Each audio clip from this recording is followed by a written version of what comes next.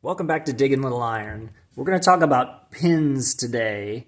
I've only got about 40 hours of runtime on my Groundhog BH14G. Some of that has been with the bucket. Some of that has been with the auger. Now these are my auger pins right here, and I probably only have 3 or 4 hours worth of runtime on my auger. And I noticed, and it's a little hard to see in the video here, but you can see it between here and here. And you can see it between here and here on my auger pins. I'm already starting to get some pin wear, which means either these are really cheap pins. Well, that's possible. They are Chinese pins. It could be that they're not very good pins. But it's also possible that the grease I've been running in my Groundhog is not very good grease, which I think is probably certainly a contributing factor, if not the actual problem. So when I started and I got the machine, I just went down to my local auto parts store and I was running full synthetic with moly. Moly's important in excavator pins. We'll talk about that in a minute. But I had trouble finding this, and so for a little while I was just running this General Automotive grease because I was like, well, I need to grease my machine. It's better to have grease in it than no grease at all.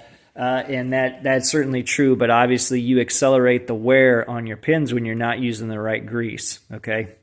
So I called my brother, who works for the Caterpillar Tractor Company. He's an excavator expert, travels all over the world fixing excavators, and I just said, hey, brother of mine, would you please tell me exactly what kind of grease I should run in my excavator to protect my pins? Because the last time I looked at my bucket pins that are in there, they were actually had quite a bit more wear than those auger pins did.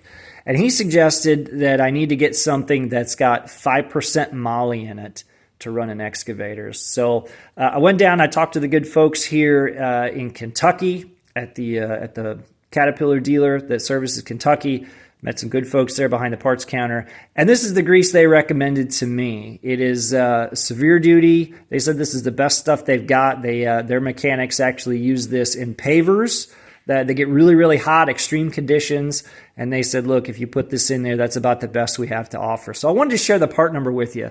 It's a 452-5996. Okay, that's 452-5996 is the part number. It's the Cat Extreme Application Grease with 5% moly. So we're going to run this in the Groundhog, and hopefully this is going to make our Chinese pins live a whole lot longer. I hope this is helpful to you.